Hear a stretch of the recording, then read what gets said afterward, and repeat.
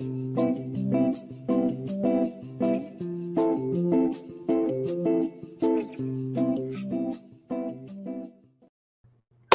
everybody, and welcome back to the Reality Kingdom, where we put the real in reality or whatever, period. We are here with the wonderful Ethanimale that rhymes. I know that's right. How you doing? I am doing great. I love that you invited me onto this. I love talking Big Brother. And this week, it's definitely a big week. A lot happened, and a lot's going to happen going forward. So there's a lot to talk about. Yeah, I feel like it's just been shot after shot after shot taken, like big shot after big shot, and like I feel like that streak is gonna keep going. Definitely. You got some shooters in the chat. I know that's right. Your biggest fans are in the chat. Period. That's so awesome. It's great to see your channel grow. I saw how like last season you did gain a lot of subscribers too, and that was wonderful. Y'all go check out Ethanimale channel. I know that's right. Period. So let's start the week off. Starting the week off, we had a comic verse twist. We hadn't had the comic verse yet. This week we finally got the comic verse. It was going to be some superpowers thrown into the game. The HOH is going to be invisible, allegedly. And there's going to be you're going to be seeing double with the veto, which we find out later there's just going to be two different veto winners. First, when it came to the HOH competition, the competition was BB Comics. I guess because it was comic verse, they wanted the HOH to be BB Comics. Real cute or whatever. First of all, there's been a lot of talk about how, the competition has been skewed a little bit. Men end up winning a lot of these competitions. People were hoping for these in-game comps to be more mental, just to kind of even out the results. And then we see it's the BB Comics, and BB Comics even used to be more mental. And now it's you gotta do this obstacle course and rope your way across, and Miss Felicia was falling. So it's a lot going on. But I don't know, what do y'all think about that concept of it not being so equitable, or them needing to change it, or do y'all have any thoughts?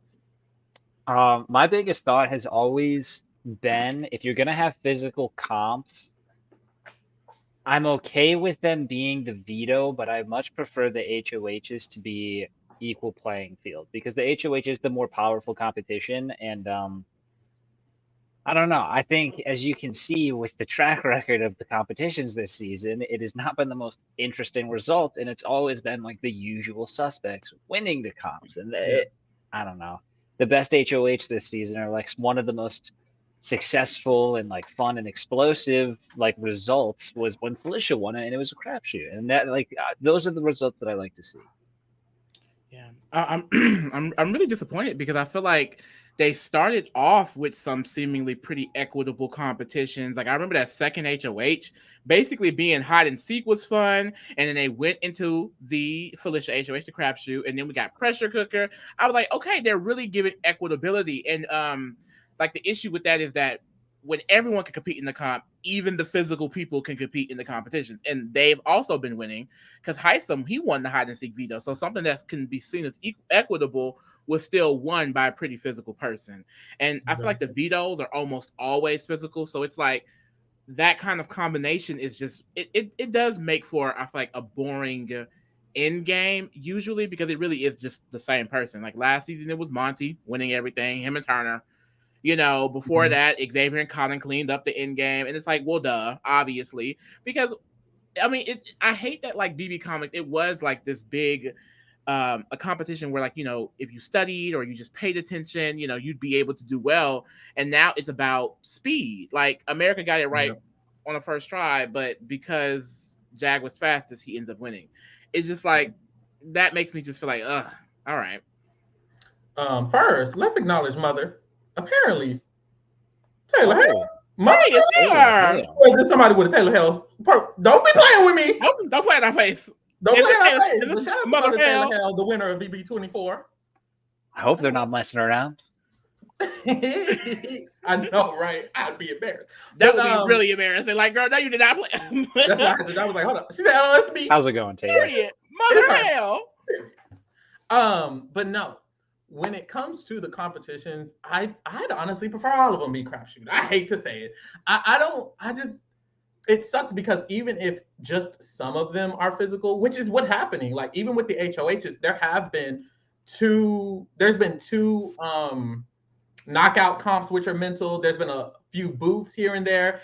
Miss Felicia's HOH and then Heisem's HOH. They were all equitable. It's just been sprinkled across. There's been some just physical ones, so it just makes it skewed to where if the physical people, like Lee said, win those equitable comps, it's still going to become a lot of men winning the comps. And it sucks because we've seen like charts. I've seen the data of how over time more men have started winning more comps more and more. Back in the day when the comps were just genuinely just equitable, they would lay down in a hole and they'd have to guess when it's an hour, and that's a veto. They'd have to, are you agreeing to shave your head and paint your body blue? And like or like even hide and go veto, spelling veto. I just feel like competition that just didn't feel like fully physical, or just, you know, you have to be in a certain type of shape, especially when you're going to cast people like Felicia.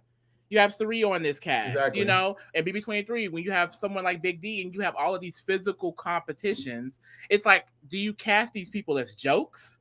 Because that's where it kind of be like, okay, well, like, do you actually want them to potentially win? Or do you just want them to be just like this stereotypical type casting that you want to show, oh, we have diversity? They just make it such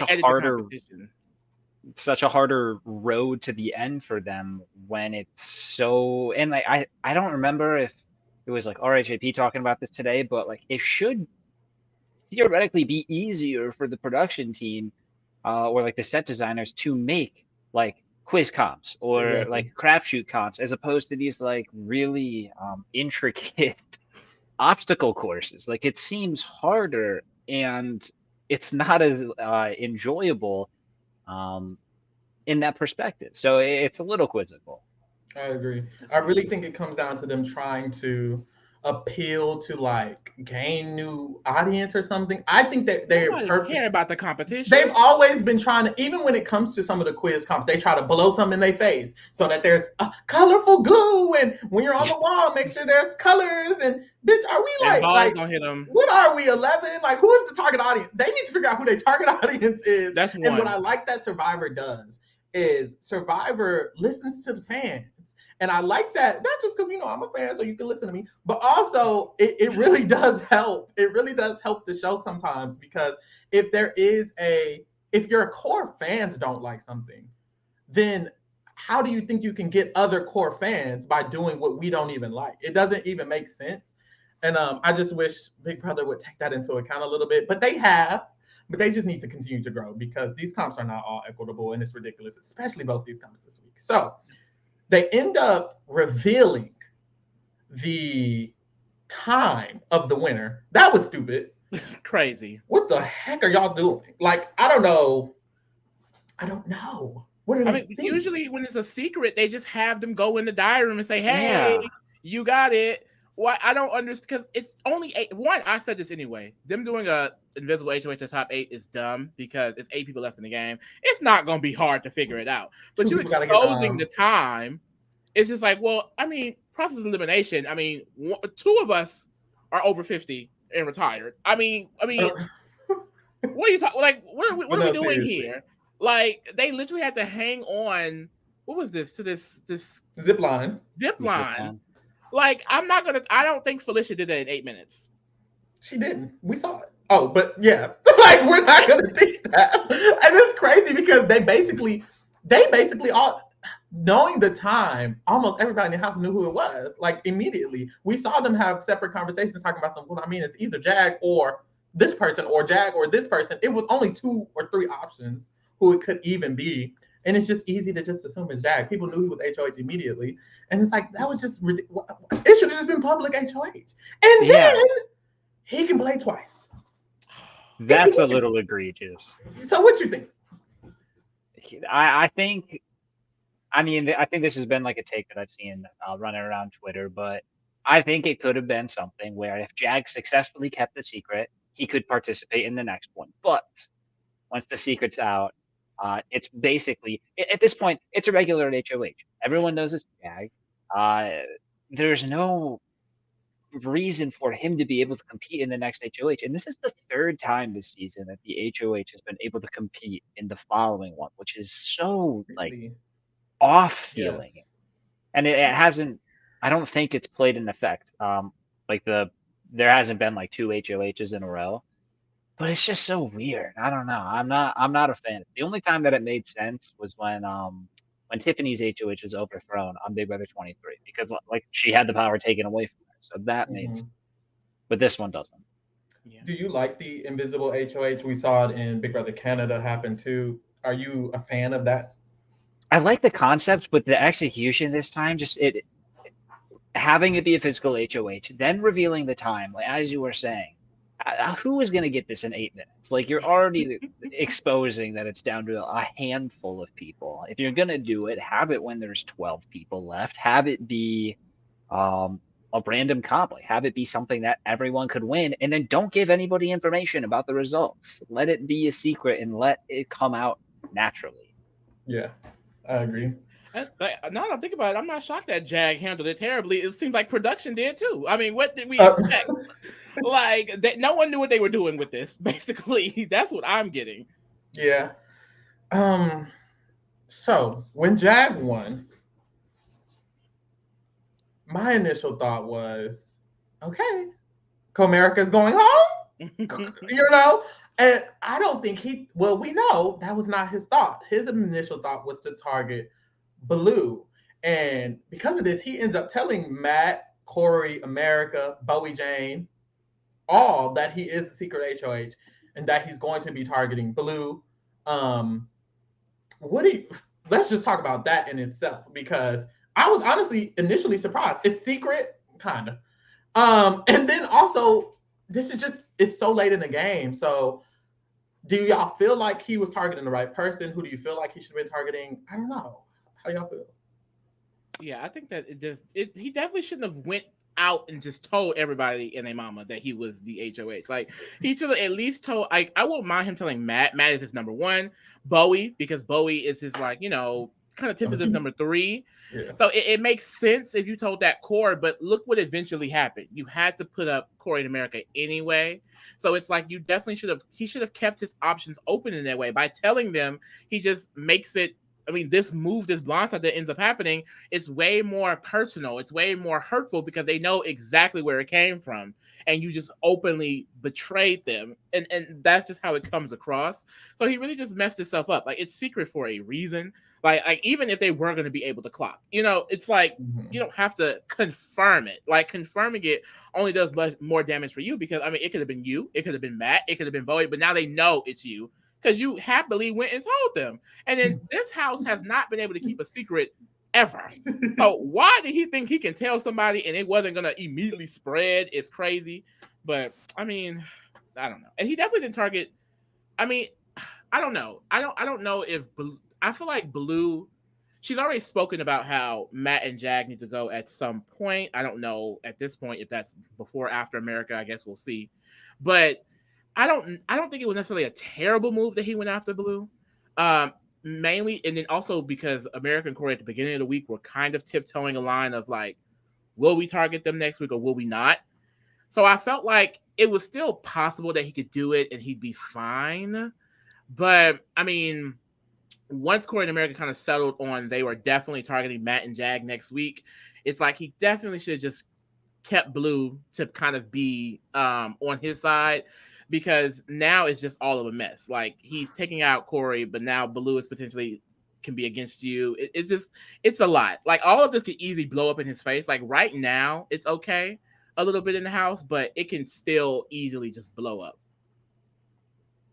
Yeah, it all depends on who wins next week. I mean, if Matt wins, he's in a good spot. If America wins, probably not going to be in the best spot. And I think Jag could have gotten away with, like, he could have targeted Cory and America right off the bat, or as he did, like he targeted Blue, and he had a way through the week in both paths. But just the way that things played out, and Jag didn't play this the best that he could.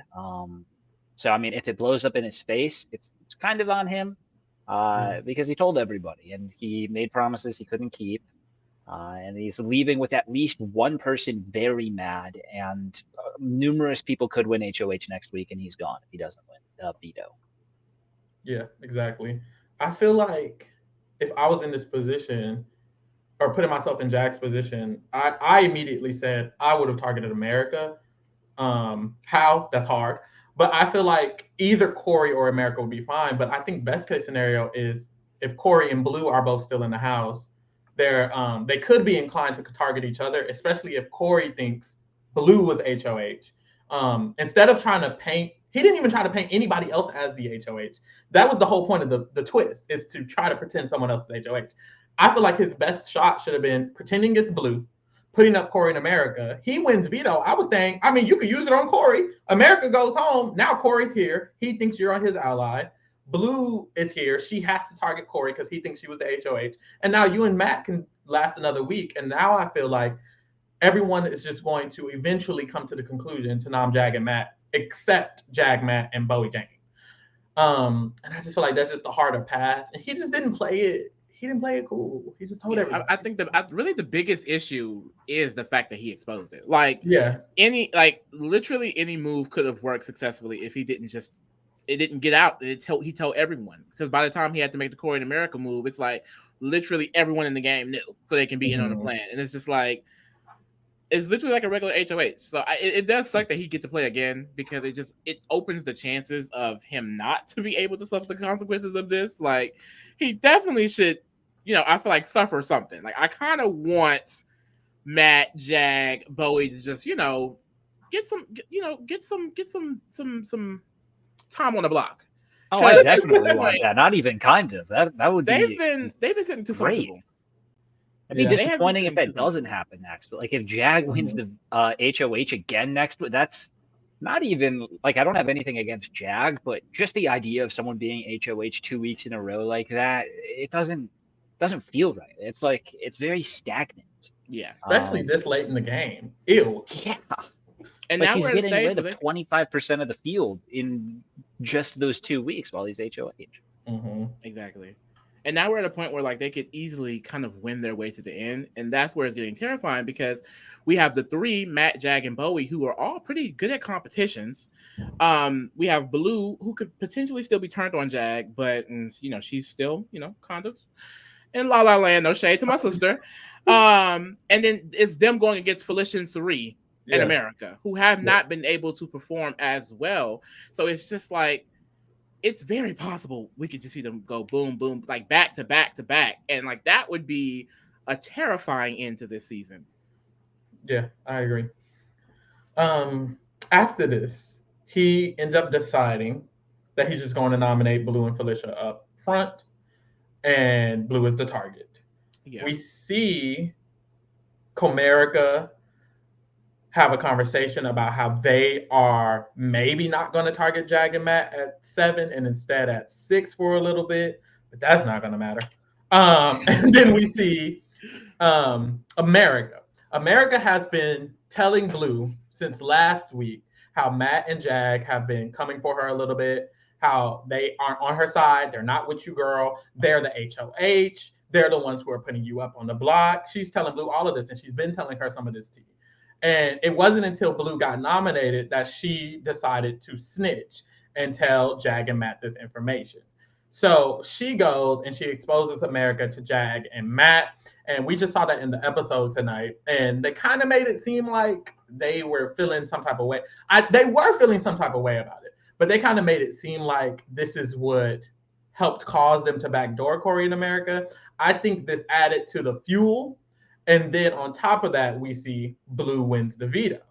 And with Blue winning the second veto, I think both of those things together, it's like, I mean, Comerica gotta go up. You know what I'm saying? So I don't know. I think Blue snitching this out is active gameplay, but it's just, I don't think she did it for the right reasons. And I just don't know what Blue is doing. I feel like we always have a point in the week where Blue is doing something, and we're like, what is Blue doing? And this is that point. And it's like, well, Blue did something. This is one of the most successful times this has happened, I will say. Yeah. Like, she did something and it has a successful end. And it resulted in something. Ethan, we can't hear you. My bad. I forgot I muted myself.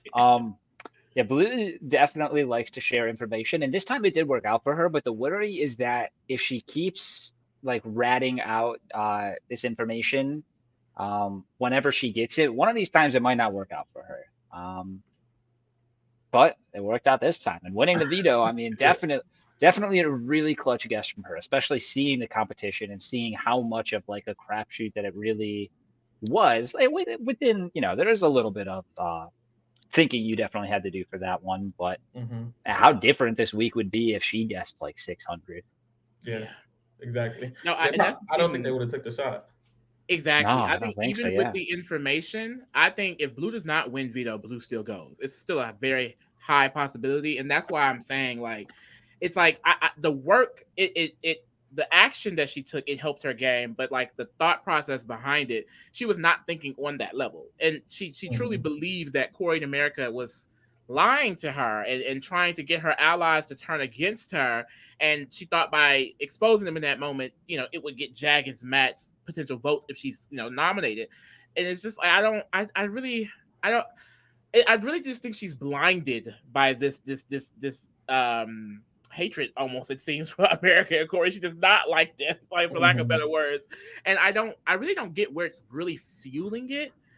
She's never, I feel like, brought in America that closely, even back in the family style situation. And then America kind of got that, reputation that she talks too much, loose lips sink ships. So I feel like that's still kind of like holding on. But overall, it doesn't make any sense that America was the one playing you, because America told you last week that Jag and Matt were targeting you. And then you go up. And then later in this week, she finds out that Jag is in fact the HOH. And even while finding out that information, she still fully believes that America somehow played her. I don't get that. Like, I feel like for that to work, she's assuming that America was playing some like big brain chess where she's playing like 5 steps ahead. Yeah, like she was telling you not to trust Jag and Matt, while also telling Jag and Matt to target you next week. Like, that doesn't even make any sense. And then they were the HOH. It's just not adding up at all. So it's like I'm happy the action worked, but like, I'm skipping ahead a little bit. But like, even post veto, she's now saying like, I mean, yeah, I know we can't beat Jag and Matt, but my morality is telling me Bowie and America has to go next. She's acknowledging that she can't beat Jag and Matt, but she still wants to go closer to the end with them because she just doesn't like Bowie and America. And I'm just like, Blue, because honestly, Blue, if she linked up with America, or like actually just chose to work, that's the thing. I guess she shouldn't have, because exposing her this week helped her slightly after winning that veto. But it's just like, with America, with Cory out and America here, like if they were to link up, like I don't know, it gives me Allison and June vibes a little bit. Like I feel like if they link up, I don't think most people respect them in the game. If they kind of stick together and kind of play both sides of it all, like they could be sitting in that end game together. And she's definitely, if she were to win power and target America or Bowie over Matt and Jag, like she's gonna lose, like terribly. Like because they don't want her in their end game either. And it's like, even with all that, she knows this. Like she knows she was nominated. She has so much information from Cameron, from America, and she's still currently trusting Jag and Matt. Like I just do not get it. I don't get it. Yeah, it doesn't add up. There's got to be like, she just has such a blind spot. Like all the pieces of the puzzle are right there in front of her, and it's not a hard puzzle. Like you were saying, America's telling her this is gonna happen. It happens. She's like, that damn America. Like, what? Look what she did. But yeah, I would love an Allison. Like that's a really good comparison just for their positions. Like their win equity is not super high unless they're with each other. But I don't think they're on the same level as Allison and June. I don't think they're going to recognize it. And then even if they do, I don't know how successful they'll be in executing. Yeah, and that's the problem. They're not. They will never be mothers, and that's okay. That's okay. I want that duo bad though. I know people is Team America, people is Team Blue. I'm Team both. I want them to work together and make it fun too. Well, it's not gonna happen. We're not making it fun too. Because 3 wins. Try. They can try their best to do whatever they need to do. I just need them to stop hating each other. It's weird. Get over it. Damn. But with the veto, what I did like about the veto is what annoys me a lot of the time in Big Brother, which I have no control over, but what annoys me is when someone does really, really good in a comp and they get second place and then they go home that week. Like Mimi, she got second in the veto this year. And I was like, dang, it just sucks seeing people come that close. So I kind of did like the double veto twist just because of that, because Blue played in this super physical competition. It was the rope swing for veto. First of all, for veto, what's happening? Is this the scramble verse? Like Blue literally, or who said it? Somebody said it. Yeah. Literally, is this scramble verse? What is this? What's happening? But, I feel like they definitely should have switched it this time. I don't know, like, especially because this HOH, like, I don't know. Granted, the same person would have won. It still would have been Jag in the HOH or Jag. Yeah. So it literally doesn't matter. It's just annoying. Why are they both? Yeah, it's just you want to watch it. I like watching. There's so few endurance comps. Yeah, literally. So having one for the veto definitely stings a little bit. Yeah, and then you like America throwing, like, does America throw the HOH if it's an HOH? Like, does she stay in with Jag and Blue? Like, what the fuck was that? I don't know what she was thinking. Her throwing the veto was crazy. What is the point of throwing the veto there? What's the point of throwing the veto? You're not going to win that veto and then all of a sudden be like, oh my God, look at this comp at America. Like, Jag and Matt are still going to be viewed as the people that win comps. I see no reason to throw this one. There was no reason. That was happening this week. Like, girl, you low key, if you could have stayed up there, you should have won it. It's just like pressure cooker week. She said she threw pressure cooker and she almost went home. Girl, you can't be throwing these competitions like that. Yeah, I don't know what she'd be thinking. But I think this veto even proves that, like, I don't think Jag was changing his target, because if he actually wanted Cory to go up after that information, he would have just threw the Blue. And then the plan happened anyway. He wanted to make sure Blue did not win because he wanted her out. Like, and him and Matt said in Diary, like they want to make sure they have the decision. And the only reason that you need to know that you need to have the decision is if Blue is still a very plausible option. And I just think Blue was just a very big option, and they probably just weren't going to use it. She was probably going home. But that's kind of why I like the twist. I think this veto, this veto comp. I almost said HOH because it should have been HOH. But anyways, the veto comp is weird, because it's hard for anyone who's not super, super physical to win it. And Blue did a really good job. She was up there for 2 hours and she lost. And it's like, well, fuck. You just sat up there for 2 hours to lose to Jag, who is a coach, a football coach, like way more physical than you. So it makes sense. But I had a bad flashback. To what? To BB20, this exact comp with Haley and Tyler. I remember seeing that picture. I don't know if you know what I'm talking about, but there was a picture where in the rules they said that you had to keep at least 1 foot on the disc. Yeah. But Tyler like lifted himself up with just his arms, and everyone like. I remember that controversy. I was emailing CBS. Like, no, they was like, she deserves safety. She deserves automatic something. Give her everything. Oh my God, that was a terrible week. Let me get out of that. That sucks. I hate this. This comp is so traumatizing. But these comps are just like, some of these comps is like, the man is gonna win. Like, y'all need to just do something different. I don't know what y'all need to do different, but it's just really hard. So anyways, Jag, they definitely plan ahead, which of course is a television show. I'm assuming they have everything pre-produced. But I just feel like if you're actively watching the show, things should be edited as you go along. Like, I just like a physical comp this late with the type of people left in the game. It's like, you know, you're skewing it one way. Written down. Why would you write that down in the first? Like, I feel like if you were going, and this is what I was thinking, like, there were equitable comps early on. I feel like the wiggle room with unequitable comps is at the beginning. If you were gonna do some shit that wasn't even like a fucking physical comic whatever, you should put that at the beginning of the game where there's 30 people can strategize, people can socialize. Now it's top 8, and you want to make veto and HOH the most physical comps you've had all season. Literally, the 2 most physical comps you had all season, damn near, is at top 8. Why are you doing this? Stop it. That's what I'm saying. If he can play next week, there should be no more physical competition. Like, everything needs to be crapshoot or mental. Like, if there's anything hanging, running, but that's because they hung on the rope and hung on the wall. They better give it up. They love making them hang. But you remember BB21, they was hanging on string. They were like, oh, we're going to do strings instead of ropes, and it's going to be 2 of them, and then we'll do a rope this time. They was killing me on BB21. God. But anyways, Jag wins the first one. The second one is basically crapshoot. You just have to guess how long Jag can stay on, and Blue eats that up. So she does end up getting the veto, and Jack and Blue have the veto. And because of this, I mean, shit, Jack don't have no other option but to put up Camargo. Really. But it was interesting. He decided that he's going to use his veto on Felicia. Blue's going to use hers on herself, and then he's going to put them up. But the issue with this is Blue don't know he's HOH. Cirie don't know he's HOH. So now he has to tell these people who he's nominated that he was actually the HOH and that he's actually he was convinced by Cory in America. And what he's really going to tell Blue is that you opened my eyes when you exposed them to me, to the fact that they were manipulating me into putting you up, and that's why you got nommed. So he goes and tells Blue that, and Blue eats it up. I think Blue wants to believe it. I think that plays a factor into it. That she really wants to believe, like, oh, you wouldn't have actually betrayed me if it wasn't for them, if it wasn't for damn America. But no, nemesis. Seriously, it's. I think the America thing is a mixture of she's always felt some type of way about her, because I remember her just not ever getting too close to her, and I was like, why are you not getting close to her? I feel like you guys would be a great alliance, and it never happened. And then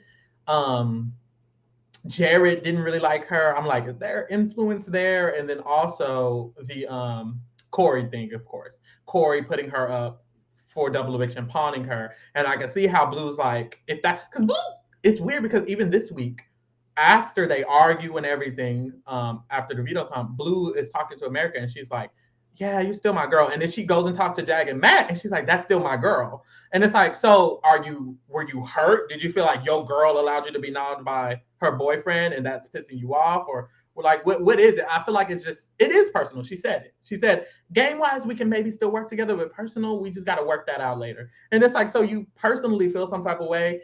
I don't know if she's hurt, mad, annoyed, jealous. It's just, I don't understand. I can't pinpoint it. I wish she would just tell us, or I wish there was a diary room where she was like, the reason I just feel this way about America is because this, and this kitty boots purr. Like, I need to know. But the veto ceremony happens, and after that, apparently there's an argument that we've never seen between, of course, because we never do now. Between America and Blue, at least, and I don't know. Apparently, there's a scuffle, and they got the stands warm. The stands are at war. But man, Jack been being weird afterwards. Or what do y'all think? The little comments, because America was mad in the bathroom, and she was like, "Oh yeah, fuck off." And then afterwards, they were like, "Damn, grow up," and shit like that. I think it just hurt their feelings. I think that's what it was. I think they were optimistic and hoping that maybe that she would just see it as a game move, and then she came the complete opposite direction. There was a fight after the veto meeting. America telling Jag to fuck off. Yeah. I'm sure it kind of caught them off guard, and they were like, they got a little defensive, where it's like, oh, grow up, it's just a game. That's my best guess. I don't know. I feel like when it comes to, I always get conflicted in moments when someone who's backdoored. This one is very conflicting because in the past we've seen, I hate to slander my sister, but we've seen Bailey, and we've seen how people react to her reactions to her being backdoored and nominated and stuff. And with those situations, what I noticed was Bailey was always targeted by people who she genuinely thought she was working with / friends with. So I understand her being upset. But with this America situation, the interesting thing to me is that America was going to nominate them if she won this HOH. So I understand her being upset 100%. And I think everyone is okay to be upset if they're nommed. You just got nommed, boo. But on the other hand, I see at least the outsider, the fans' perspective, when fans are kind of like, girl, why are you mad? I see their perspective because we all know she was going to nominate them. And she even said it. She was like, she told Cirie, she was like, I was going to nominate them. But still, I'm mad. And it's like, you can be mad, but I can see why other people, especially the fans, can be like, girl, why are you mad? Yeah. I think it's definitely just normal human reactions. Like, normal reaction. And I think that's what's like, that's really what just get Twitter such up in arms. Like, we are analyzing everyday human interaction. So a lot of these emotions, they are contradictory. A lot of the things they say and do, they contradict because as humans, we experience emotions at the same time. Like they can think, oh, we're gonna put them up, but yeah, I'm gonna still be mad because why did you get me first? Like if they put them up next week and they were mad at them, they might be the same way. Why are y'all mad? I don't understand. Like it's because like it's just those are the emotions you feel. I think the thing is, it's like we expect them as quotations game players to just hop right back in it, but they're still people. So when they react, they react. But it's just like what Twitter does is like they analyze what this person said and they analyze what this person said, and because it's like these like warring factions, like I feel like it's so strong this season. Like people have such a war zone. Very, very strong opinions. And child, I just tweet my jokes and keep it moving because I don't have a side this time. I really Ethan, whose side you on? Ooh. You see, okay, so here's the thing. The last couple of like I thought I would be more upset about Cory going home in general, because in the beginning of the game I really like Cory, but he has just survived so many times when he really shouldn't have. Like it wasn't him doing the work that saved him. So now that it's happening, I'm just like, okay, like that's fine. And I also just want to see the showman split up for the game. I feel like they've been missing that fire. Cory and America haven't had that fire in them in a while. They've become complacent. It's probably why they've been throwing so many comps. They've been feeling safe, especially Cory. Cory really overestimates his relationships. So now, I mean, I'm just Team Chaos. I'm Team Fun Feeds. If Blue wins HOH next week and she has, she goes for the jugular, nominates Matt and Jag out of nowhere, like Blue till I die. But yeah, I mean, I'm just Team Cirie. That's really what it is at the end of the day. No, that's right. And I feel like that's like always the default. Like I remember it is. People was trying to drag me. Cirie. People was trying to drag me during like the Cameron flip because I was not supporting that Cameron man. But I did want Easy to go because I wanted the game to shake up. The game shook up, and then Cameron started doing good. The fugitives happened. I was like, hold on now. I didn't want all of this. Well, I didn't want that. I just wanted Izzy for the chaos. Just for the chaos. Y'all got and then my girl Mimi got taken out. So I was done. So now I'm really like simply that. Like, because now what I really want, if America wins the next HOH on their asses, that would be so badly. We need that a little bit, and that's really what I want at this point. That's really what I want. But I'm not shocked. I'm really not shocked. Like I agree with everything you were saying, Ethan. It's just like they were playing to be evicted soon anyway. Like this is inevitable, and it sucks because Cory, he did this masterful flip. I felt like he really took control, took reins for like a week. Zombie week happened and he just handed that over to Jag and Matt, and Jag and Matt has just been running it since. And it sucks because he went from losing to Cirie in the Fields family to Minutemen. It's like, win, Cory, win. And it's like, I know one of the biggest critiques about Cory is that, oh, he's arrogant or he's mainly arrogant or cocky. And I felt like when he was doing good, I saw it as confidence. But then when he started slipping, it became, well, you're not getting these things right anymore. Yeah. One of the biggest things recently is him thinking he has Bowie Jane. I don't know when, where, or how he thought he had Bowie fucking Jane as an ally. And that's his thought process. He's like, he's sadly mistaken on how much these people were close to him, how much they were close to each other, and honestly, how much of a threat. I feel like that's the thing. He recognized how much of a threat he is. He mentions it, but he didn't act as if he knew that. He acted as if he was comfortable and he could go another week being safe, and that just wasn't the case. Yeah. I mean, also one more thing for that, like it wasn't like even if he survived this week, like they were talking about maybe not even taking the shot at Matt and Jag the next. Like this was just gonna keep going. Yes. No matter what, until he gets evicted. Like it didn't seem like anything was gonna happen. So him getting evicted is kind of just like, okay, get evicted, light that fire under America's ass. Let's see what happens next week. Now that if Jag or Matt don't win, or Bowie Jane, I don't know. I'm just ready to see. I'm ready to get to Thursday. Yeah, I agree. It's all on the next HOH. We're about to have a really boring and depressing Yeah. It's Give me a manifesto, we get Felicia. it. Oh my gosh. Give me Felicia, somebody Erica. unexpected. That's the thing. Let's talk about I going don't into want Blue. let's talk about going into next week a little bit because we know America's targeting Jag and Matt. That's done. Yeah. There were conversations with Cirie, Felicia, and kind of Blue. They're kind of a little group. And Cirie and Felicia have come to the conclusion we gotta target Jag and Matt. It ain't no playing around. But Blue Hunted child. Blue. So much. Blue. She got to get out the clouds. So Blue has talked about knowing, and we talked about it a little bit. She knows she should target them, but she feels like she just can't have America and Bowie Jane get. Ethan, what? It's just. I'm gonna be so sad if Blue wins and then just puts America and Bowie Jane on the block. Girl, I swear to God, I can't trust it. I can't trust her in power because I do think that she would just wholeheartedly. I just need it to be America because I don't know Blue to be doing. And you know what sucks? It's probably going to be mental. The HOH, hopefully, fuck. And the people who've done good at mental were Cameron and Cory. They're gone. And then Bowie Jane, Blue kind of.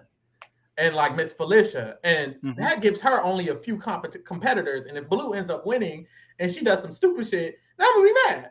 So I need her to get her head screwed on, or Cirie. And that's my biggest fear at this point because I feel like Cirie knows what's up. And I think that when she's talking to Blue, she clearly sees Blue is wavering on necessarily going after them next week or not. So I think that she's holding back some of her, what she fully thinks because she doesn't want it to get out.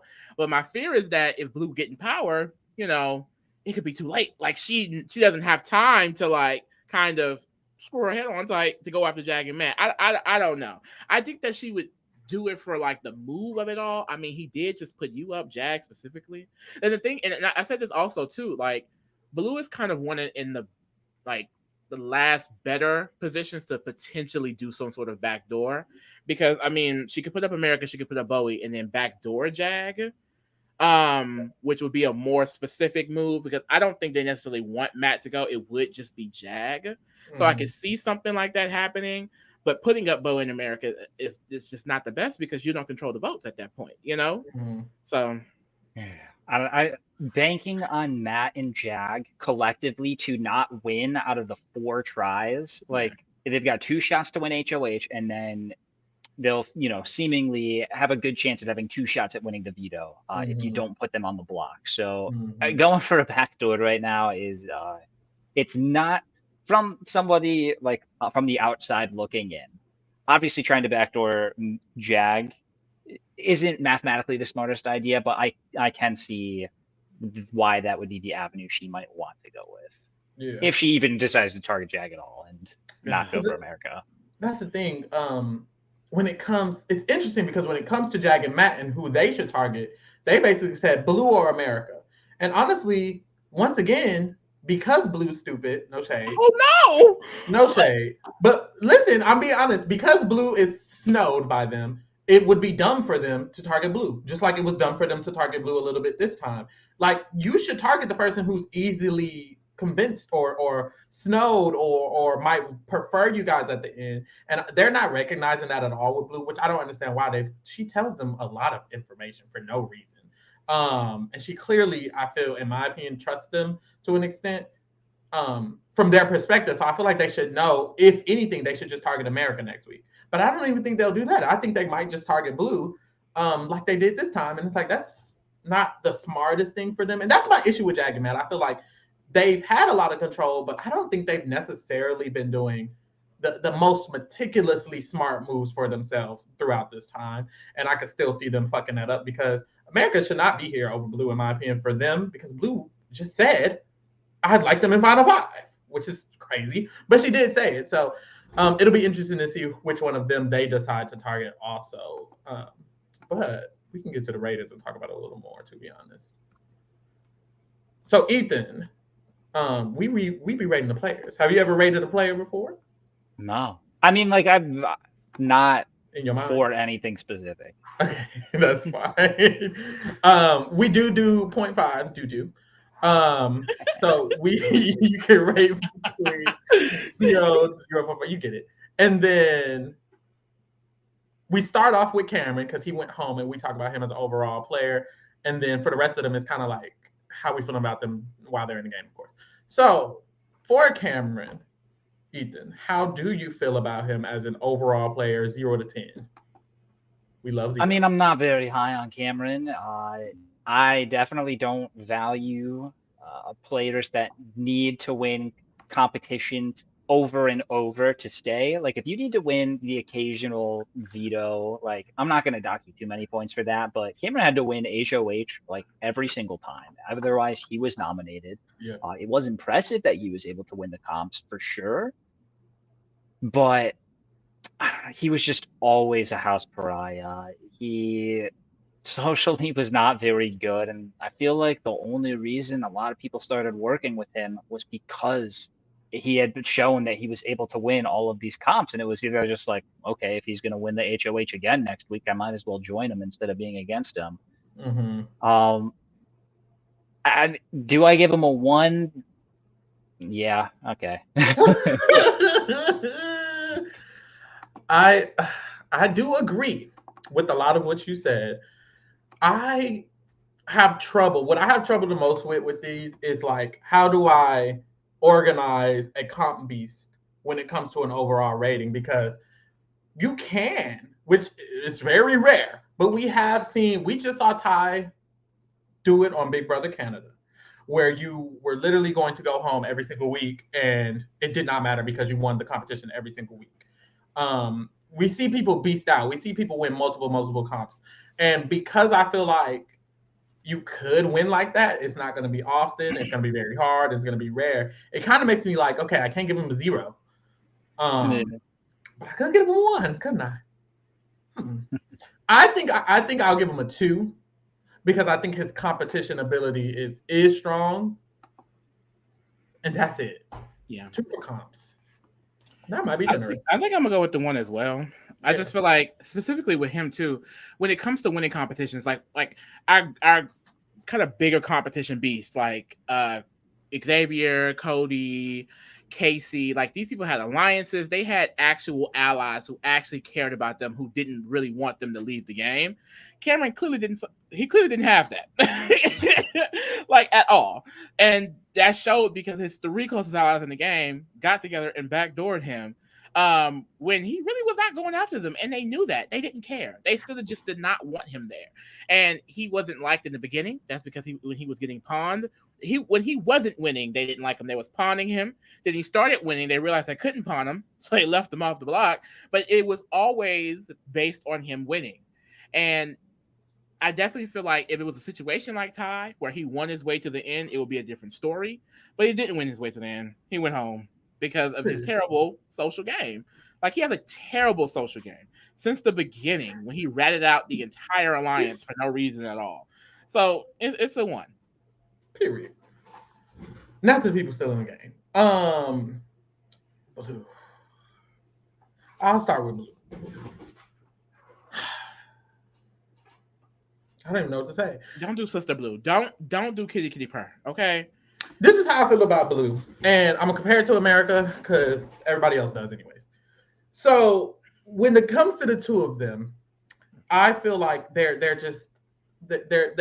opposites in the sense that I think America is very smart when it comes to the Big Brother game.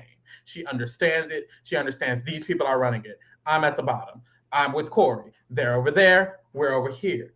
And I feel like the issue America has is that she's not capable of, I feel like, knowing when to use information or knowing to use information or not just telling everybody stuff or positioning herself. All of those things I don't like about it. And I feel like for Blue, for me at least, it's the reverse. I think Blue doesn't have any game knowledge, really. It doesn't seem like she ever can tell her position. It doesn't seem like she ever is smart about who's loyal to her and who's not. But I find myself feeling like she uses strategic information correctly sometimes. And she is good at finding allies who she needs to spill everything to, and then making sure that she's somewhere in their plans and stuff like that. I feel like I like those things from Blue here and there This week we saw it happen when she did expose the information about America to them. I think although her reasoning was wrong, and although it probably wouldn't have fully convinced them, it still was, in general, a good strategic play. Her telling information to people who have some type of power in order to get them to save her at the right moment was good. She could have been told them this, and then it wouldn't have mattered in this moment. The fact that she held it until it mattered and then said it's I have a weird I like that about her, but she's just so stupid. And I can't get past it. She's not stupid, but she's and that's what sucks is she's not stupid. She's just not game aware. She doesn't know who she can trust. She's always wrong about it. But I don't know. I still think I like when she does actions strategically. Even she had a conversation with Bowie Jane, and she's like, Bowie Jane, Matt and Jag like you. Matt and Jag like me. Maybe we can work something out. I like shit like that. When she did talk to America, she's like, America, you're still my girl at the end of the day. So in America's head, even though Blue doesn't like her at all, Blue is still doing the work so that if America wins HOH, she's not even going to worry about it. She's going to put a Matt and Jag, which is still good. Bowie Jane, even though Bowie Jane hates Blue and she's ratting everything out, what she said to Bowie Jane was still strategically smart. And Blue is the only person who has had conversations with everybody in the house at this point, other than Cirie, of course, and like Felicia. Blue has talked to everyone and kind of had an agreement with everyone going into next week. And it just shows that she just is active. She just is. Yeah. So I like these things, but she's still just not on the right page. She wants Matt and Jag at Final Five potentially. She has to get convinced of it not to happen. She wants to target America, all terrible things. So I don't like none of those. I think I'll give her, she won the veto this week. That's good. Cory's going home. He was after her. That's good. It's coming down to the wire. She could win the HOH. I think that'll be fine. And I don't think it'll be smart for anyone to target her next week. If they do, I think they'd be stupid. Even Matt and Jag, I don't think it's a good move because she wants them in Final Five. So because of these, I'll give her still bad. 3.5. All of that. All of that. All of that. I didn't know where you was going with it, honestly. I know. I feel like it could have been in so many different areas. It was, and that's how her game is. It's like options. Lee, how you feeling? Blue, kitty purr purr, slay the boots down. Stop it. I'm sorry. No, I really like Blue. I like Blue as a personality. I really do. She's fun. She's festive. I really want her to get it together on a game sense, though. I think that she has improved in the game. You know, I don't think that Jag and Matt are going to worry about her before in America at this point, especially if America continues to kind of sulk regarding the back door. And that's good for her. I don't think Felicia and Cirie are going to touch her, and that's good for her. Her main issue is that she's too focused on people that I don't think she should be focused on. Like, America and Bowie are not your biggest problems. It's Jag and Matt. And she recognizes that, which is great. She's clearly thinking clearly. It's just that she recognizes in the sense that she can't beat them, but she doesn't mind going to top 5 with them potentially. It's like, I don't really like that. I don't. I feel like, though, it really just depends on like who wins. You know what I mean? Because if America wins, Felicia, Cirie, you know, herself, she's safe and she goes into the next week and she could be good, but it's like, for example, let's say she wins next week or just somehow Bowie, Jane, or America goes next week, right? You know, Jag and Matt and Bowie are going to look at Blue next. She is next because she's the last person that has to go for their perfect Final Five. And she doesn't even really see that, and that's a big issue. So I'm gonna say it's a 4. You know, she did win that veto, and she is tentatively safe moving forward. But it's like it's very short-lived, especially if she's not even kind of on the radar of Jag and Matt has to go. Like, she shouldn't even be worried about Bowie in America. It should be 100% Jag and Matt need to leave next week. And the fact that she's not on that type of time, that really scares me. Yeah. I think I'll move her up to the 4 too. Kitty boots purr. Ethan, how you feel?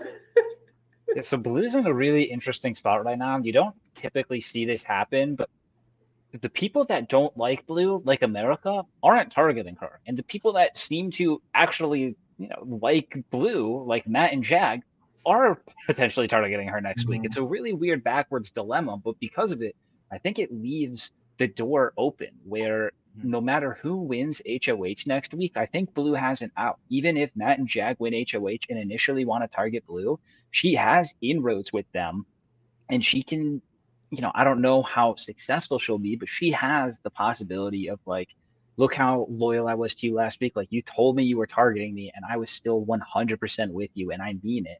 I think she could be successful.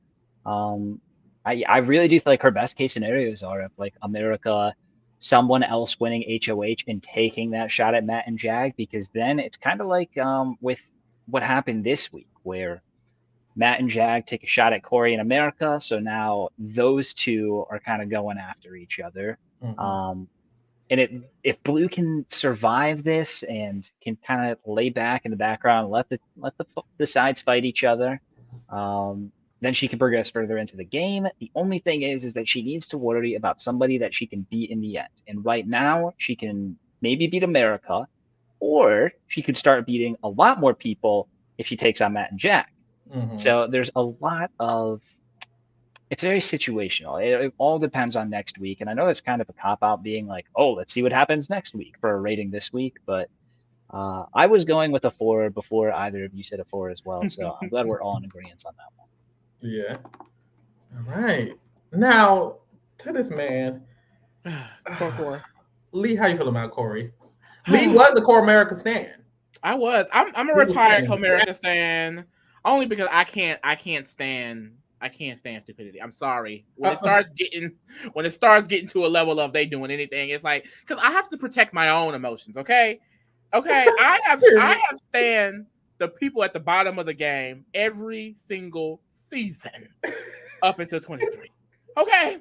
So I want to remove myself from ever having to feel that pain again. Once you start doing bad, I can't support you like that. I can't, because I'm not about to be depressed. See, Mimi, she was the only one I stuck to, and that hurt me when she left. So I can't. But Cory, I mean, it really was downhill after the flip, and that's really unfortunate because you do this amazing move. I feel like the biggest move of the season, really, game winning potentially if he sat in the final two, and he just does nothing, I feel like, to really improve his position. And it's really down to him not being able to pick up on some of those social cues, the social relations, like just socially, he really started to decline to this point that we are today.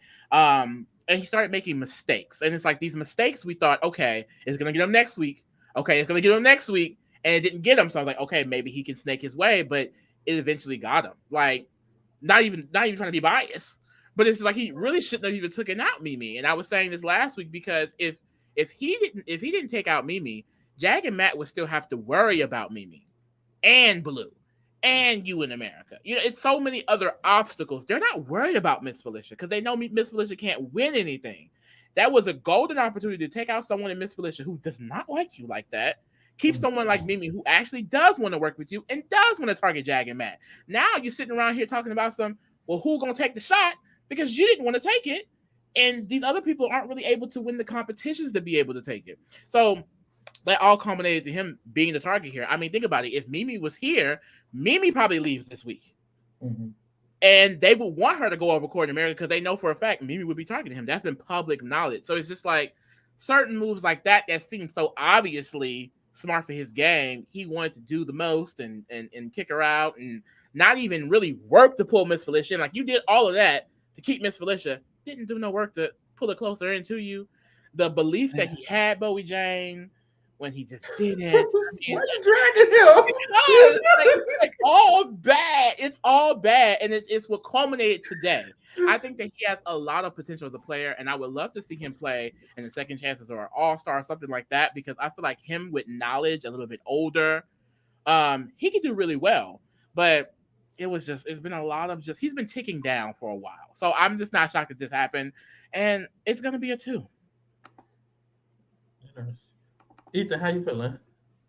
Yeah, so the thing with Cory is that I feel like Cory doesn't do well when he is in the driver's seat. Like when he's in like the number 1 lead position, you saw him kind of, like, it seemed like the cards were set up where he was, after Izzy left, about to be in that driver's seat. And then you see him win the double eviction HOH. And it's like, this is a turning point for Cory to take over the game. And as soon as he was there, he let it all go. Granted, there was the zombie week, which really did kind of screw him over, but he still didn't, like, it didn't seem like he was fighting that hard to keep the control. It was more so just like, Matt and Jag, you're on my side. You guys, you rock. You can, win these competitions.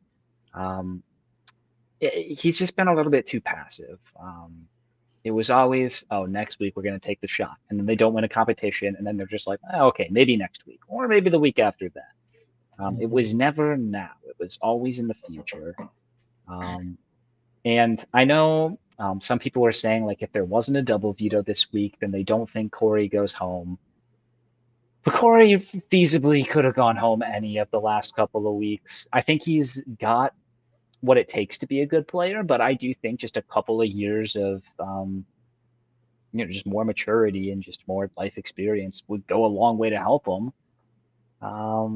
It's also going to have to be a 2 for me, I think. Yeah. I agree with what a lot of you guys are saying. I do feel like, because people in the chat, Ryder 101 said, I don't think getting Izzy out was the best for Cory. And I used to think that wasn't true. But especially the way they wrote that, like, I don't think it was the best for Cory. I kind of agree in the sense that Cory clearly thrives by playing from kind of the bottom. And there are players in Big Brother history that we've seen who do thrive from that position way more than from a position of leadership.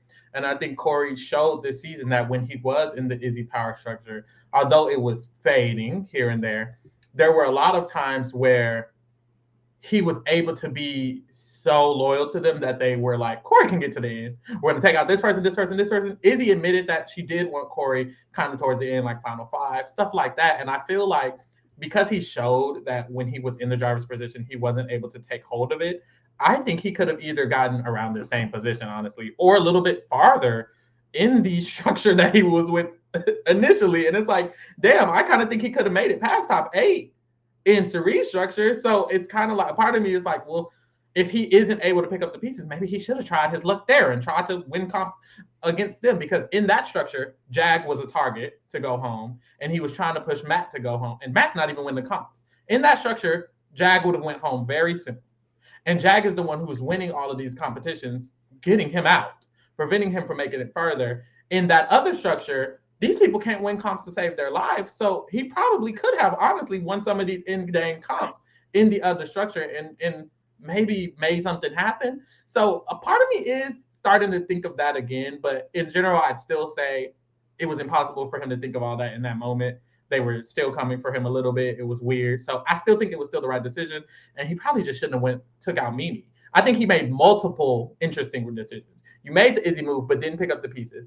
And as you didn't pick up the pieces, you allowed one of the pieces who you didn't have that you thought you have in Mimi, who would have targeted the people you needed her to target. You pushed for her to go home. He didn't allow Mimi to go home. He pushed for Mimi to go home, which is even crazier. And then when Mimi left, he didn't do anything except think that he had Bowie Jane. He didn't even try to get Felicia and Cirie in the final 4. Felicia and Cirie had to finally come to the conclusion and be like, I guess we probably should be working with them. He didn't even do it. He should have already had an alliance with these people. He should have already had Bowie Jane, actually. And he just didn't do any of these things. I will say Jag probably would have still settled on letting Blue go if there wasn't a double veto, but you banking on there not being a double veto, because Blue could have won the normal veto. She was up there for 2 hours and 10 minutes. So you're banking on something that, like, I can't do that. Blue could have won anyways, and then Blue would have won anyways, you'd still be going home regardless. So for me, it's still gonna be a 2. Sorry. Ethan, how you feeling about America? Well, it looks like America, I can't imagine anything flip. She's going to stay this week. She's got the right idea. She is not letting anything go past her. She's going to target Matt and Jag if she wins the HOH, as she should. That is who she should be going up against. Mm-hmm. And I think by doing so, she could gain some leverage with people that like on the not Matt and Jags, like Cirie and Felicia, that she needs. Like she does not have much time left to make these inroads, to win over these people in an HOH. Like she needs an HOH. That's she could be going home next week if she doesn't. I also don't think her win equity is too high. However, the path that it seems like she will be taking, if she can succeed, is one that's going to earn her respect. If you're the one that's taking out Jag or Matt or both, you're going to earn some jury votes. So even if she doesn't have them now, she has the possibility to. I think she's capable, and it really just is a matter of if she can do it. I'm gonna tentatively give her 3. Nah, just a 3. I was thinking about going 3.5, but she's gotta earn it first in the next week comp. Yeah, I'm worried about America because what we've seen so far, she's pretty one-track minded, and I feel like she should be targeting Matt and Jag, but she should also make sure, since Jag can play in the next HOH, everybody knows it. They could win comps. Bowie Jane could win comps. You should also try to stay at least on their good side or a little bit neutral, so that it's possible they choose you over Blue, because Blue, she can win more comps. I can see her making those arguments, but it could be too late when she makes the arguments. I can see her making them when she's nominated next week by one of them. And she needs to be making them now. She needs to be like, look, I ain't even that mad. I mean, hey, oops. I didn't mean to say fuck off. I mean, we can fucking talk. That's what I mean. She needs to be like, come on, girl. And she's never been up there with that gameplay. And that's what's always held me back with her. And I feel like she won't. I don't think she'll do it until the end of Final Jam. And that's going to suck because you're going to be nominated, boo. Also, she's trying to, Cirie is trying to pull her in. And Cirie's pulling you in, but Cirie already got people, baby. Cirie already has Blue. Cirie already has Felicia. I feel like even if there's a road where she makes it to that end game, I don't see it. It's going to depend how far she can make it, because Cirie and Felicia might prefer Blue at that point, especially since Blue will take Cirie to Final 2 probably. You probably won't. She already has a lot of relationships that America doesn't have. So it's like, even if America makes it past next week or wins the HOH, how can she make it to Final 2? And then if she does make it to Final 2, how are you going to get the votes, baby? So I don't feel confident in all of that. So I'm going to give it a 3-2. Yeah. Lee, how you feeling? Yeah, I think, like, while I do love the messy gameplay, I love her telling Jag to fuck off. I mean, yes, come on. Like, when people say real BB, this is what I mean. Okay, I love mess. Yeah. I watched that live and I gagged. I was like, literally audibly. So, and I love that, but it's like it's really just not smart for the game. At the end of the day, Cory going for America was probably one of the best things for her game. Like, if she really did not react in this manner, like, Blue could be willing to pick her up. I can see Jag and Matt not feeling like she has to go next. And then you already have Felicia and Cirie not wanting to target her. But the way she reacted, I mean, we can debate on should Jag or Matt be mad or not. But regardless, they don't like it. And it's also kind of making her an immediate target in a spot where I don't think she would have been. I think they would have been looking at Blue still and maybe America later, because, America they don't really see America as this comp beast in any way. So I'm hoping that over the next few days that she can start speaking to them more, because she does have a chance to still kind of be in that end game. Like, she was kind of being seen as like a GOAT almost, but now she doesn't even have the GOAT status. Like, I think they want her out pretty soon. And that's what's getting scary, because her and the people who can keep her safe at this point have not been performing that well, and her window of opportunity is just closing. And especially with Cory going, that's really bad for her. I think I am going to give her a 2 this week, because I'm just like, I think it can go one or two ways. Either she's out next, or she is potentially in an end game where she still may not even win, and that's kind of my issue. So, yeah, I feel it. Next we have Bowie Jane. Fucking Bowie Jane. Bowie Jane, I'm sorry she eating. I'm sorry, y'all gotta be mad at me. I think Bowie Jane is quite intelligent, honestly. There was a scene this week where Jag Jag got a little cute, and he told Bowie Jane, you know, of course, everybody knew he was the HOH. So Bowie Jane knew Jag was the HOH, and Jag went to Bowie Jane and was like, you know, I mean, we might need to backdoor Blue, so I mean, I could just pawn maybe you. And Bowie Jane was like, pawn maybe who? You know, she was not having it. She was like, oh, I think that's just crazy. Honestly, I think you just need to nom her straight up. Fuck the pawn shit. Just nom her straight up. We don't need anybody to be a pawn.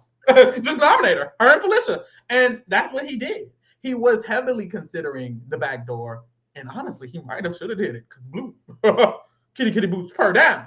You know, she won the veto. And I think a part of the reason Blue won the veto is because she wanted it really, really bad. When it comes to these competitions, if you really want it, you're going to get it. She was focused. She was like, I think he's going to probably stay under 2 minutes because he was just there. She was thinking, you know, she would not have thought that hard if she was not on that block, I feel. So I do feel like Bowie Jane pushing that is helpful because she could have been on the block herself.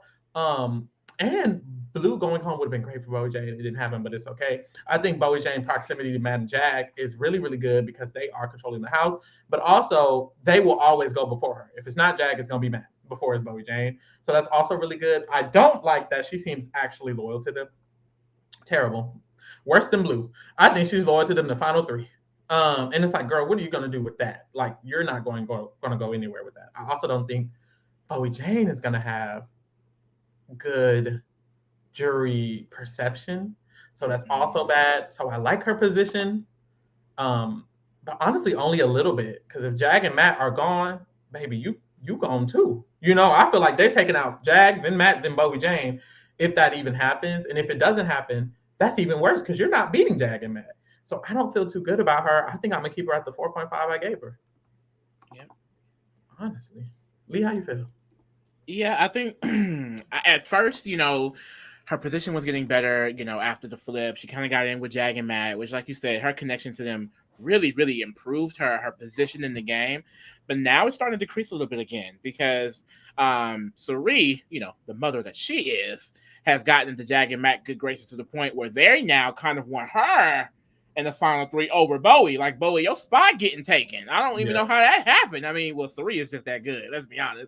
But like, dang, like, and then also she's now being seen as a target. Like, Blue don't want her here. I mean, I can see a Bowie Jane on the block. She can get thrown some votes, even if it's next to America potentially. I don't know how that goes down, but that's not good. And like you said, her loyalty to them, she can be in the end game with them, but she's not beating them. I don't think anyone perceives her as like a real solid player in the game. And I think that her game in general is kind of just one dimensional. It's like, you know, she's loyal to Jag and Matt. They're my boys. She want to go to the end with them. And that's really it. There's not much else. She could have a relationship with Cirie. She could have a relationship with Felicia, Blue, all these people in the game, and she doesn't.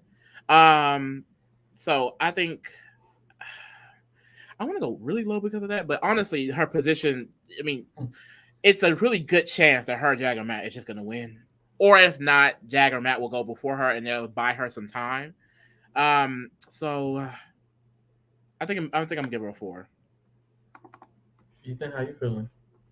I'm a little bit higher on Bowie Jane. One of the main reasons that I really like her position is that, like, even if like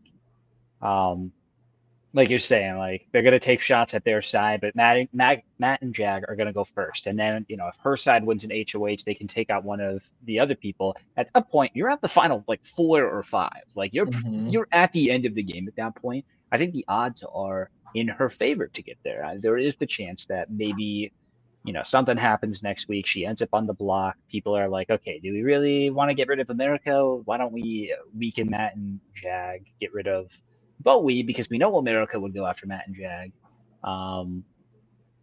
There is a possibility that she goes home next week, but I just feel like her positioning's pretty good right now.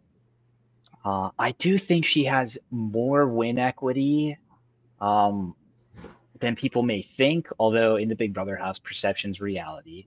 But I don't know. I think she does have a shot, but a big problem is that if she is just loyal to Matt and Jag, she's not going to beat them in the end.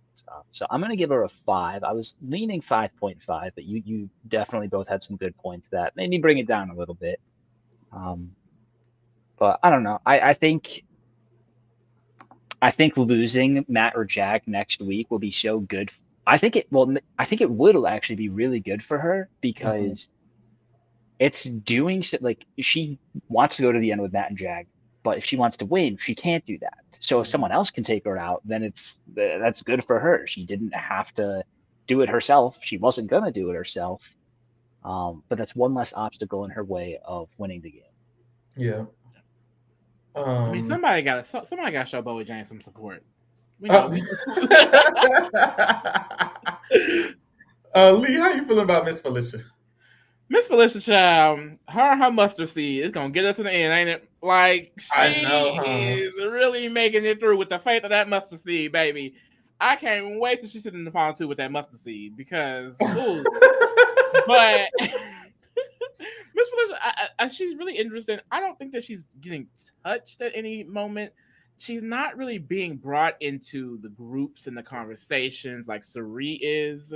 I think she's getting a lot of information from Cirie, but at this stage in the game, I don't think anyone is evicting Felicia over really anybody unless she somehow is next to Cirie, really. And that's great. I don't really know where her perception is becoming. No one really speaks on that yet. And I mean, with these people kind of in this end game, I don't really know who she beats at this moment. I do think there's still a chance, just for general respect for who she is.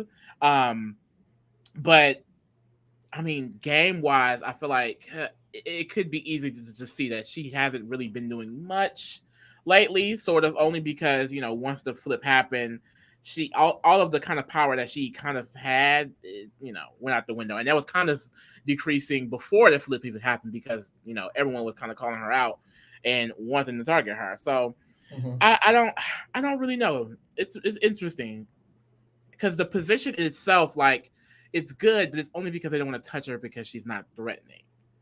And I don't know where I want to land with that. I think I'm gonna just stick with the 5. I think she's gonna end up being like a perpetual pawn. Like, I do think she's definitely gonna touch the block a few more times, and maybe she can kind of because she keeps mentioning Taylor. Other than the nominations, I don't think their game is that similar, but maybe she can kind of twist that and say, put that part of her speech, like, I sat on the block this many times. I'm the blockbuster, baby. But I'm trying to think, like, what combination would that be? Like, she can win next to America, maybe a Bowie Jane, but are you even sitting next to those people at this point? I don't really know what combination of evictions would even lead to that. So I think I'm gonna leave it at the 5 for now. Ethan, how you feel? Yeah, kind of building off that point, I do think Felicia has a good story sitting in the final 2. Like, she can definitely put it out there. Like, she's been through the ringer this season, but she's been like, she didn't just coast to the end. Like, she's been like on the block, packing her bags all the time, getting in fights, but surviving. And I also think she could also have the argument where it's like, look, did you expect me to be in the final 2? Like, one of the oldest house guests ever, make it in at the end. Like, she's got a real fighting story, and I do think that will be received well by a lot of the jurors. But the issue is that you start looking at who she's likely going to be sitting next to, and it's people that have better stories than her, or that have more reason to win. Positionally right now, I think she's in a pretty good spot. I don't think she's going to be targeted anytime soon. I mean, she might see the block, but against most of the people in the house right now, she's probably going to survive the block.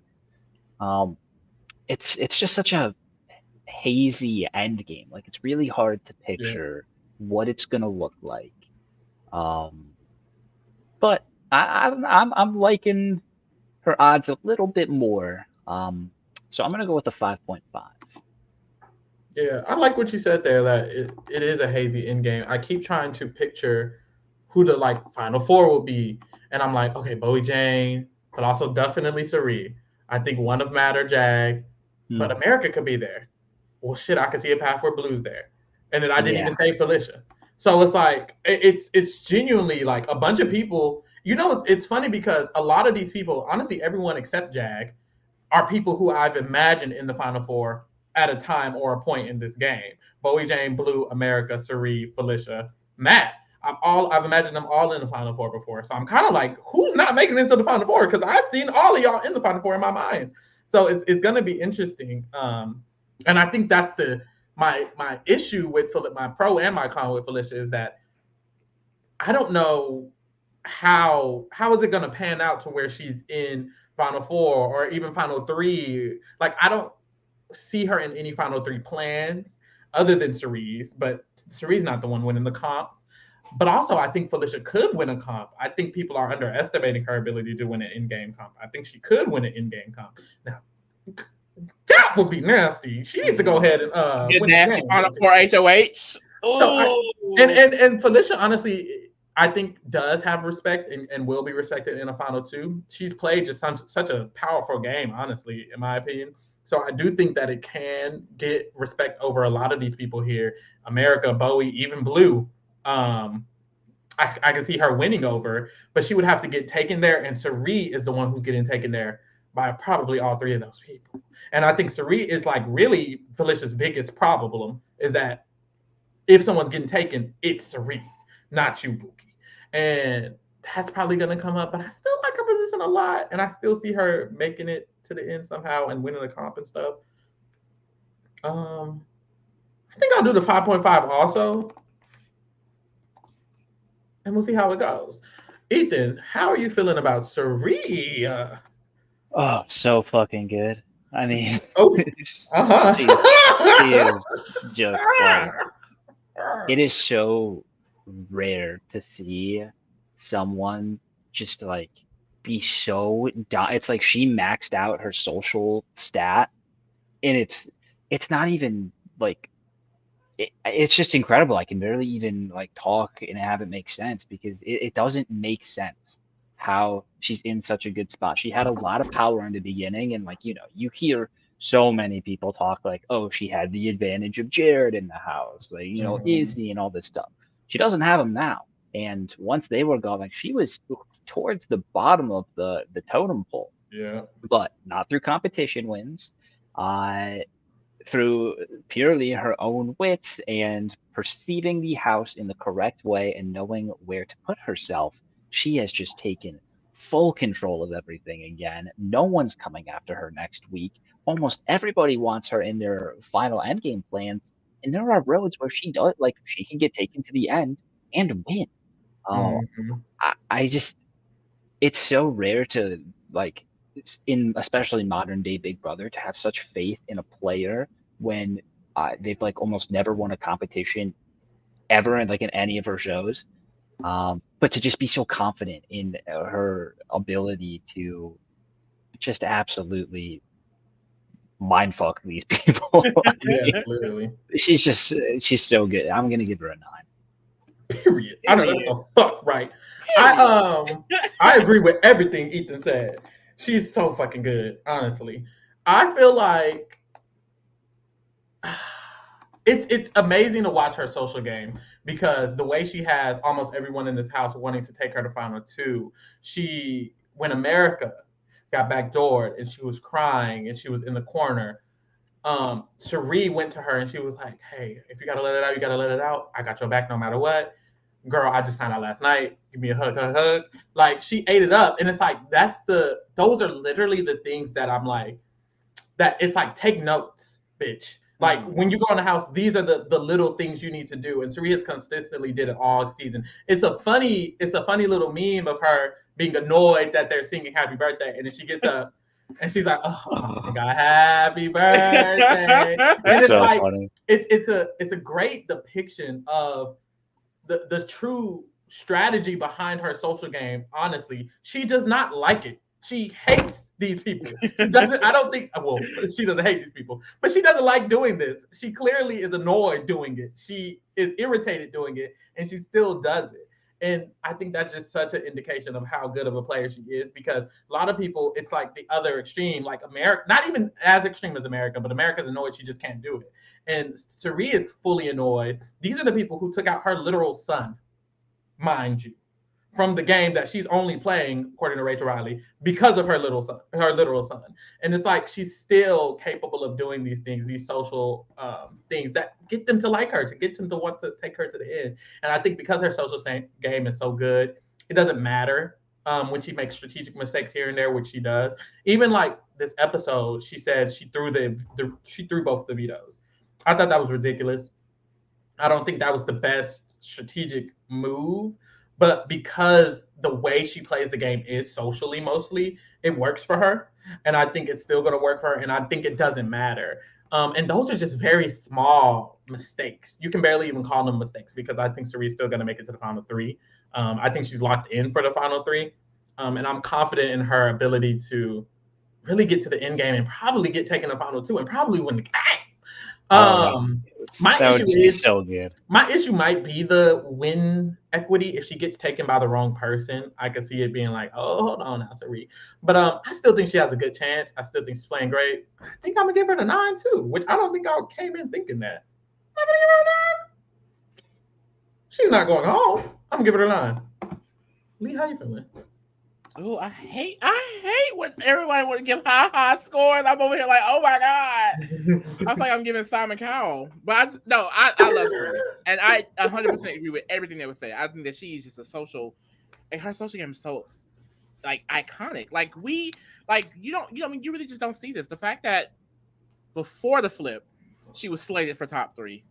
After her entire power structure, 2 of her closest allies was taken out. She was the biggest target in the game. And now people who hated her guts, I mean, Jag was calling her a bully. Bowie was done with her. They over here, final 3 with Cirie. You better not put Cirie up. You better not put. They don't even want to put her up. Yeah, Bowie Jane was saying don't put Cirie up, just like she was saying don't put herself up. Cirie didn't even touch the block this week. Mm-hmm. And like she was an easy ass pawn, especially after she volunteered last week. So it's just like she's the person who defies the odds. And I think that's just always great to see because, like, basically, regardless of who wins, whatever happens, Cirie is going to be in the end game. And she basically has set that up since the beginning. And I think that is so great. And I also love about her positioning is that, like, she fully realizes Jag and Matt has to go. But then she's also snowing them and making them think that she wants to be in the end game with them so they can protect her. I love that duality. But the main issue is I don't like the end game of Jag, Matt, Bowie, Cirie for her. And my fear is if she can't win, like America going next week is terrible for her, I feel. It's so bad. And then if they are not able to clutch another win, Bowie then goes. It's like it's more and more people who's going to be able to help her take that shot. And that terrifies me because I know she got Matt, but I don't know if Matt chooses her over Jag in the final 3. I mean, Jag can win the competitions and it don't matter. You know, Bowie could win the final 4 HOH. And then who goes home? It's like, that's where it's starting to scare me. But everything y'all said, I definitely agree with. So I think I'm going to give it the 7.5. Oh. Period. I was expecting like 8.5. I know. I feel like my scale in my head is just so off. Because like I rarely give like high. And I feel like if she was just a little bit, like if the move was a little bit more primed to be taken, I'd be like, great. But my fear is with these competitions, how they've been, Jag can play again. It's just like, you know, her window of opportunity to take that shot is just closing. And like I said, I just don't like that end game for her. I agree. I can see that for sure. Jag. Jag is an interesting one. I've been giving him like 6s, 5s for these last couple of weeks because I feel like although he's had some control over the game, I don't feel like he's been making the best moves. I feel like he handled this invisible HOH horribly.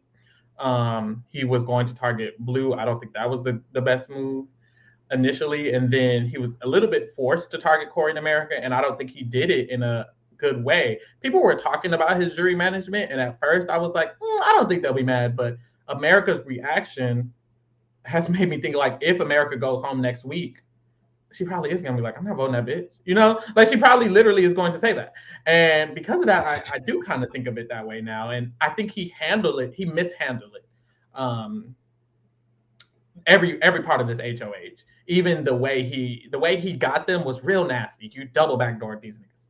They probably would have cared less if they were just nommed straight up, which they probably should have been anyways, or if he just backdoored one of them a little bit. I don't know. I think he just kind of double whammied them. It hit him real hard, and that sucks for his jury management. But I don't think that much. Cameron said he's going to vote him. I can see Cory's already said in the House. I mean, if Jag gets there, I'm voting him. So if Jag gets to the end, I think he can win. I just think Jag is the person to go. He has to go. And I think everyone in the game kind of recognizes it to an extent. The only people who wouldn't nominate him next week are Bowie, Matt, and himself, which is good because that's still enough people, I feel. But if they don't, and then if he doesn't win the veto, he's going home. I just think his likelihood of winning these comps, based on what we've seen, is high. So that's why I do feel good about him in that regard. I think the further in the game we get, the higher his rating is going to get. So I'm going to give him a 6.5 right now, and we'll see where it goes from there. Period. Lee, how you feeling? Yeah, I think Jag, he's in an interesting position because you're right. Like, he is the first casualty of their side, and I thought at first, and I think a lot of people thought like it was because that Jag is just this terrible player. I mean, I'm one of the few who's argued that I think that he's improved greatly since the flip, but he definitely was not beating any of those allegations the way he managed this week. But I feel like a lot of people try to bring him kind of down to the Cameron level, which I don't really see him down at that level because Cameron got ticketed out by his closest allies. Like, Jag is still receiving safety from two people who could potentially win, and they will definitely keep him safe and want to go to the end with him. I mean, that's a huge difference in itself. And he is kind of just garnering that respect. Like, I remember, a lot of people are still saying that Matt just beats Jag in the end game, and I don't think that's the case. I thought for a while Jag's biggest issue was going to the end with Matt, but it could be vice versa. Like, Cory specifically said, he thinks that Jag is the one kind of making the move and Matt just follows. Cirie said something similar to that. America said it too. So and Cameron basically said, like you said, he will vote Jag. So it's like, I think his win equity is getting higher. And the thing is, if he is sitting in that final two, he probably won 3 more, 4, 5, 6 more competitions. So I do think it would just be inevitable that he has to go, that he should win it. But the path there is tricky. He definitely the shot will be taken at him anytime a shot is attempted to be taken. But that's where it also gets interesting because he's been the one winning the competitions. If they choose to nominate Jag and Matt straight up next week and Jag wins veto, does Matt just go home? That is a possibility. The person that everyone is saying could potentially just win this game and has these great I think that there's a high chance that could happen. Like, the possibility is out there. So I'm just like, I just don't subscribe to the idea that Jag is just this like terrible player who's just not who cannot win this game. I think there's still a shot. However, it's just like, with the way he handled this week and the fact that he is just like immediate target regardless of what happens, I'm gonna say the 6.5. I would have stuck at the 7 or a bit higher if he did not go all over the place this week. Because even like the big thing is the Blue situation. Like, even though Blue is coming out of this seemingly not mad at Jag, not because I thought she could potentially be bitter at him and he could easily lose her vote, but she's not bitter, she's not mad, and she may not even target him. So that's good, but it's just like the fact that could have potentially happened, the fact that you have America so mad at you, it's like all because you mismanaged this HOH. So yeah. Ethan, how you feeling? Yeah, I really like the point that you brought up where it does kind of seem like Matt and Jack have switched a little bit, where for a really long time the perception was like, oh, Jack's just gonna go to the end with Matt, but Matt's the one that's gonna take the credit, Matt's the one that's gonna have the respect from the jury, Matt's gonna win. But it really does feel like it's flipped. And also, like, on a physical standpoint, like, I really thought Matt was going to be the favorite in these endgame comps. Jag has 4 veto wins already. Like, he's been winning, and I know that, but that just crept up on me out of nowhere. And an HOH now. I think Jag's got a good shot of being the favorite over Matt in these competitions, and because of all of the spotlight moves that Jag has been making, ironically during his invisible HOH, he might be perceived to be the front runner of the two now. Now, with that being said, he definitely is in a spot where if he does not want to comp, he could be going home in any week up until the very end of the game. There are still, after this week, what, 5 rounds left? 7, 6, 5, 4, 3. Yeah, 5 rounds left. And, maybe he can get lucky if next week Matt wins HOH and veto. He's chilling. He doesn't need to win a comp then. But I mean, the margin for error in these competitions is growing slimmer. Yeah. However, every week he gets further, his odds increase. So I'm gonna go a little bit lower than you two. I'm just gonna put him at a 6, but every week he stays, that could go up 1. Yeah, that's how I feel. Well, this is really what we need right here. This is what I've really been rooting for. This is really what I've been rooting for. I don't know. I wanted to happen so bad. That's why I kind of want to America HOH, because I think she just nominated the 2 men. Is it 2 men left? I think she's nominated Jag straight up. The issue is not the issue, but if Jag does go, I'm not.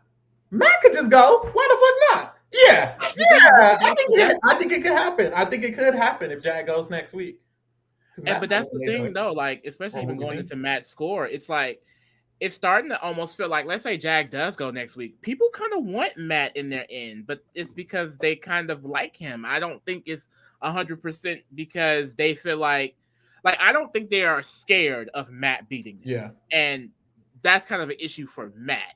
Because are they wanting you in their end game because they feel like, I mean, if you're in the final 2, that they can beat you almost? Like, I feel like Matt should be the one going after, but I don't know if Matt is being perceived in that light. I really don't know kind of his current full-on perception. Like, if Jag goes, can he retain that win equity? I have no idea. Yeah. Well, how would you rate him, Lee? Just go for it. I mean, might as well. I feel like with Matt, because he's a little bit more safe than Jag, I'm gonna give him the 7. I feel like with Matt, I would be way higher on Matt if I just feel like he just took more initiative in his position. I realized that, he is kind of just a little bit, I feel like a little bit more under the radar player than Jag. He clearly doesn't want to be the person openly calling the shots, but I just feel like a lot of times he submits to what Jag wants. Like, there are a lot of times, like, Matt would want something specific and he'll drop little inkling and seeds there for it, but then it doesn't really go anywhere. I think if Matt wanted if Matt had his way, Cory and America would be up initially, but Jag was like, no, we're targeting blue. And then they were targeting blue. And it's like, or like even back in Cameron's week, it's like he wanted Cory out and he could easily make that happen. And he didn't make that happen. And now we're getting to the point where Jag has been making so many moves for their group that Jag is now seen as the leader and you just look as the puppet. So it's like, it was something that seemed like, oh, he could potentially be, setting Jag up. But now it's to a point where, like, I mean, if you're setting him up or not, Jag is in the forefront. So now Jag is getting the credit. And if you want to go to the end with Jag, if he keeps winning these competitions and like Matt could easily win next, and if he protects him, it's like, well, you're going to look like you're protecting someone who's calling all the shots and you're kind of just, saving him to get to the end with him and lose. So I don't really like that. And I feel like for Matt, Jag kind of does need to go. And that would be probably good for him. I think could go higher on him.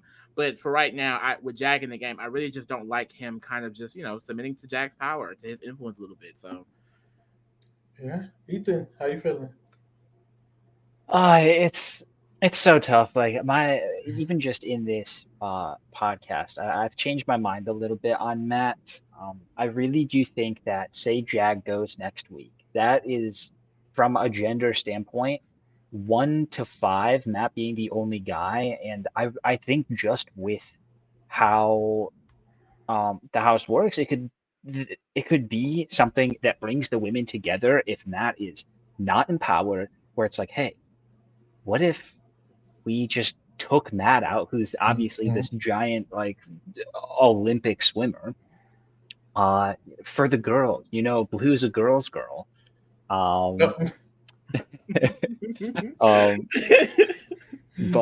I really do think that is a possibility where it just is like, hey, like, what if we just have all the girls at the end?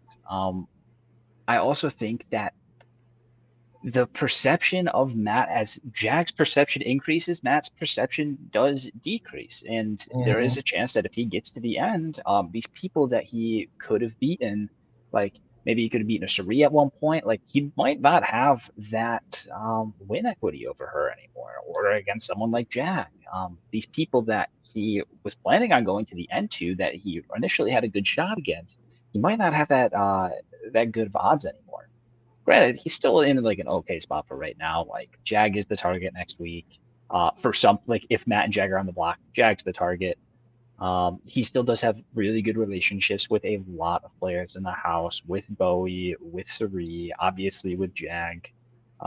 Blue still seemingly is all for Matt and Jag. So he definitely is still in a good spot, but I see it unfolding slightly. So I'm going to go with the 7 for right now. I was planning on going higher, but I think a 7 is fair. Yeah, I feel I don't after this week I don't feel too good about Matt, because while Jag played this week badly, I also think Matt played this week badly because of his proximity to Jag. That's your closest ally. You do have influence. I think allowing Blue to be the target was terrible for Matt. I don't think it was bad. I think it was bad for both of them, but I think it was really bad for Matt because Blue always preferred Matt over Jag after these last couple of weeks. And Cory in America were the people who I feel like Matt needed to get out of the game, even when Cameron was HOH.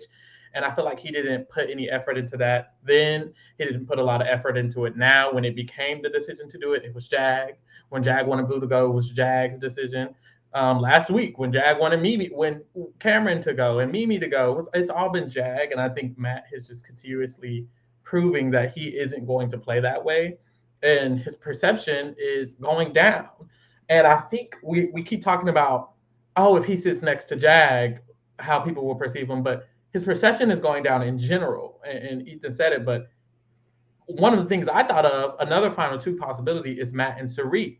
And there was a time where I thought Matt could beat Cirie because of his initial perception. But at this point, I don't even think Matt can beat Cirie. And if Matt's in final 2 and it's not with Jag, it probably could be with Cirie. And you're still going to lose that one too, is kind of how I feel. And I don't see him improving the way he's playing the game. And now his image is kind of tainted with the first 2 jury members. Cameron and Cory are both in jury thinking Jag is running Matt, Matt is just a follower. America said it. She's going to think it if she goes home soon. Blue said it. Blue said, or Cirie, a lot of people have said how Jag is the one running it.